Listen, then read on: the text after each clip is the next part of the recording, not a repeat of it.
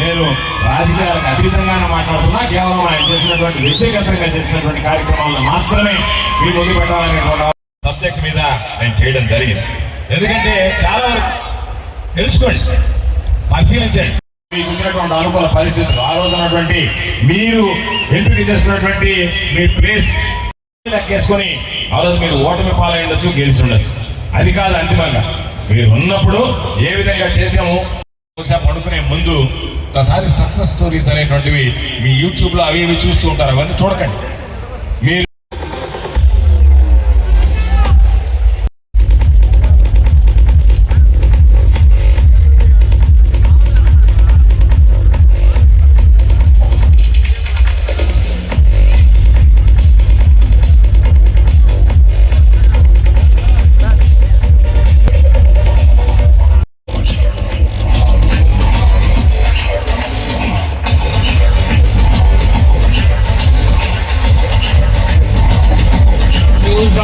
Department, Nagavenkat, Pallavi, Bhargav sir, final artificial intelligence and come first children.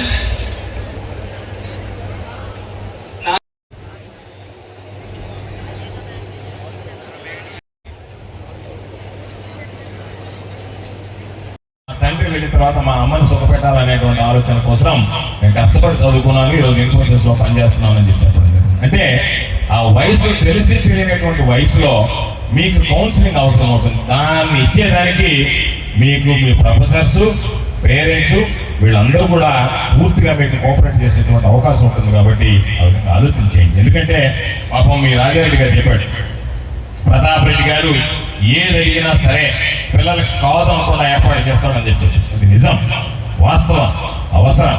ఎందుకంటే రామచంద్ర వడయార్, మీకు చాలా మందికి తెలిసి ఉంటుంది, రామచంద్ర మెడికల్ కాలేజ్ చదువుకున్నది 5వ తరగతి. వడయార్ గారు పిల్లలకు సంబంధించినటువంటి ఈ బుక్ కావాలి మెడికల్ ఇన్స్టిట్యూషన్ లో అంటే ఆయన చెప్పేటువంటి మాట, ప్రపంచంలో ఎక్కడ దొరుకుతుందో వెతికి తెప్పించండి ఆ బుక్ అని చెప్పేటువంటి మనిషి. అందుకనే రామచంద్ర మెడికల్ కాలేజ్ ఆ స్టాండర్డ్స్ మెయింటైన్ చేసింది అంటే ఆయన పెద్ద చదువుకున్నటువంటి వాడు కాదు, చదువు విలువ తెలిసినటువంటి వాడు. కాబట్టి చదువు విలువ తెలిసినటువంటి వ్యక్తులు ఎప్పుడైతే ఇన్స్టిట్యూషన్ నడుపుతారో ఆ ఇన్స్టిట్యూషన్స్ బ్రహ్మాండంగా ఉంటుంది. అందుకే పాపం నేను అనుకున్నా, రాజారెడ్డి గారు లాంటి వ్యక్తి ఈరోజు ఆయన ఏమి ఉద్యోగం చేయాల్సినటువంటి అవసరం లేదు. ఇది ఒక వ్యసనం లాంటిది.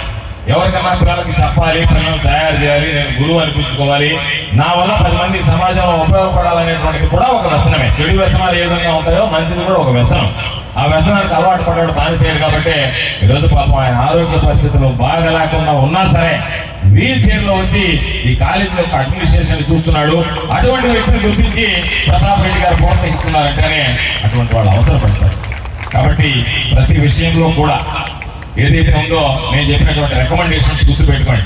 రికమెండేషన్స్ ఏ స్థాయిలో ఉన్నాయంటే ఉద్యోగానికే కాదు, ఎవరన్నా క్రికెట్ ఆడించడాలంటే అయ్యా మా వాడు క్రికెట్ ఆడతాడు అండర్ 19 మీరు ఒకసారి రికమెండ్ చేయండి. ఈ మధ్య టీచర్లు కూడా వస్తున్నారు కొంతమంది, మాకు ఉత్తమ ఉపాధ్యాయుడు అవార్డు ఇప్పించడానికి డిఈఓకి రికమెండ్ చేయండి అంటే ప్రతిదానికి రికమెండేషన్ అనేటువంటి దానికి పరిధులు లేవు. సమానంగా తయారైంది కాబట్టి ఎవరైనా ఏదైనా అడిగితే యాక్టివిటీస్ తప్పనిసరిగా ఎక్స్ట్రా కరికులర్ యాక్టివిటీ లేనటువంటి వాడు అన్నిటిలో ఏదో చదువుకోవడం వెళ్ళిపోవడం, మీలో ఉన్నటువంటి నాలెడ్జ్ మీరు ఎక్స్ప్రెస్ చేయాలన్నా కూడా ఇబ్బంది పడేటువంటి పరిస్థితి ఏర్పడుతుంది. ఎందుకంటే మీరు ఆదర్శంగా ఎవరినైనా తీసుకోండి, తప్పులేదు. కానీ మీ స్టైల్ ఆఫ్ ఫంక్షనింగ్, మీ లివింగ్ స్టైల్ అనేటువంటిది మాత్రం నేను ఎప్పుడు చెప్తాను, నేనుగానే ఉండాలి తప్ప నేను ఇంకొకటి లివింగ్ స్టైల్ మాత్రం నా జన్మలో అనుకరించను. మీ అందరికీ కూడా చెప్తున్నా, మీ స్టైల్ మీదే ఉండాలి తప్ప మీరు ఇంకొక లివింగ్ స్టైల్ అనుకరించండి. ఎవరైనా ఆదర్శంగా తీసుకుంటారు. మీ లివింగ్ స్టైల్ అనేటువంటిది yes this is my living style, నా లైఫ్ స్టైల్ ఇది అనేటువంటి ఉండాలి తప్ప దానికి సంబంధించి అంటే లైఫ్ స్టైల్ అంటే మళ్ళీ చెడ్డగా ఉండదు కాదు, సమాజం వచ్చేటువంటి విధంగా మీ అంతటా మీరుగా లైఫ్ స్టైల్ లివింగ్ స్టైల్ ఉండాలి తప్ప దానికి సంబంధించినటువంటి దాంట్లో అల్లా డ్రెస్ చేసింది కాబట్టి ఆ డ్రెస్ వేద్దాం, అల్లా ఆమె ఆ డ్రెస్ చేసింది కాబట్టి అదే డ్రెస్ చేసుకున్నాం సినిమాలో, అల్లా గ్లాసెస్ పెట్టారు కాబట్టి పాత రోజుల్లో చెప్పేవాడు ఇది వాణిశ్రీ జాకెట్, ఇది సావిత్రి జాకెట్ అని చెప్పి వాటిని కాపీ కొట్టేటువంటి వాళ్ళు. అట్లా కాకుండా have his own life style. Me life style maintain చేయండి, హ్యాపీగా ఉండండి. పాపం ఇంట్లో పరిస్థితి ఉన్నా లేకపోయినా పెద్దవాళ్ళు ఏదో కష్టపడి మిమ్మల్ని చదివిస్తారు, చదువుకోండి. మీ అందరికీ నేను చివరిగా చెప్పేటువంటి ఒక్కటే ఒక్క మాట ఏంటంటే ఈరోజు చాలా మంది పిల్లలు అనేక రకాలైనటువంటి వ్యసనాలకు బానిసవుతున్నారు. దానివల్ల మీ జీవితమే ముగిసిపోతుంది, జీవితమే శూన్యమైపోతుంది. ఒక చెడు అలవాటు అనేటువంటి దానికి మీరు అలవాటు పడ్డారు అంటే ఒకటే గుర్తుంచుకోండి, మీరు పులి మీద స్వారీ చేయడానికి సిద్ధపడ్డారు. మీకు వయసున్న రోజులు, ఓపిక ఉన్న రోజులు, చేయగలిగిన రోజులు ఆ పులి మీద మీరు స్వారీ చేస్తారు. ఏ రోజు మీరు ఆ పులి మీద నుంచి దిగిపోతారో ఆ పులి మిమ్మల్ని ఆహారంగా భుజించేస్తుంది. కాబట్టి ఈరోజు ఎక్కడికన్నా వెళ్తే డ్రగ్స్ కల్చర్ ఎంత బాధాకరమైనటువంటి విషయం అంటే, చిన్న వయసులో చేతులు వణికిపోతున్నాయి, కాళ్ళు వణికిపోతున్నాయి, మాట్లాడేటువంటి విధానం లేదు, ఎక్స్ప్రెషన్స్ లేదు, ఎమోషన్స్ అర్థం కావడం లేదు. దానివల్ల ప్రతి ఒక్కరు సింపుల్ గా ఏదైనా జరిగింది అంటే సార్ డ్రగ్ ఇన్ఫ్లుయెన్స్ అనేటువంటిది ఈరోజు సాధారణంగా వింటున్నాం. కాబట్టి దాని విషయంలో పెద్దవాడిగా, పెద్దన్నగా, మీరు తండ్రిగా అనుకున్నా పర్వాలే, అన్నగా అనుకున్నా పర్వాలే, ఏ విధంగా అనుకున్నా పర్వాలే, మీకు చెప్పగలిగేటువంటి పరిస్థితి ఉంది. కాబట్టి చూసి ఆవేదన చెందేటువంటి అంశం కాబట్టి ఖచ్చితంగా దాని గురించి మీకు మెన్షన్ చేయాలనేటువంటి ఆలోచనతో మీకు చెప్తున్నా. కాబట్టి ప్రతి ఒక్కడు జీవితంలో సాధించాలి అంటే దానికి సంబంధించినటువంటి రీసెర్చ్ చేయాలి. అందుకే నేను ఇంజనీరింగ్ చేసిన తర్వాత కాంట్రాక్ట్ ఫీల్డ్ ఏదైతే అనుకున్నాను అదేవిధంగా అపార్ట్మెంట్స్, రియల్ ఎస్టేట్లోకి వెళ్ళాను. ఆ తర్వాత ఎందుకో ఒకసారి హ్యూమన్ రిసోర్సెస్ డెవలప్మెంట్ మీద రీసెర్చ్ చేస్తే బాగుంటుందని చెప్పి ఎంబీఏ చేశాను. ఎంబీఏ చేసిన తర్వాత how to develop the resources, how to utilize human resources అనేటువంటి దాని మీద. అది అయిపోయిన తర్వాత సోషియాలజీ ఉస్మానియా యూనివర్సిటీలో చేసిన తర్వాత జగన్మోహన్ రెడ్డి గారు, బహుశా నాకు తెలిసి భారతదేశ చరిత్రలో ఏ ముఖ్యమంత్రి కూడా ఆలోచన చేయనటువంటి గ్రామ స్వరాజ్యం, భారతదేశానికి స్వాతంత్రం రావడానికి ముందు, రావడానికి తర్వాత మహాత్మా గాంధీ ఉన్నన్ని రోజులు ఈ దేశానికి గ్రామ స్వరాజ్యం కావాలి అని చెప్పి కలలు కన్నటువంటి వ్యక్తి. ఇప్పటికీ 79 సంవత్సరాలు, జగన్మోహన్ రెడ్డి గారి ముఖ్యమంత్రి అయినప్పటికీ 72 సంవత్సరాలు.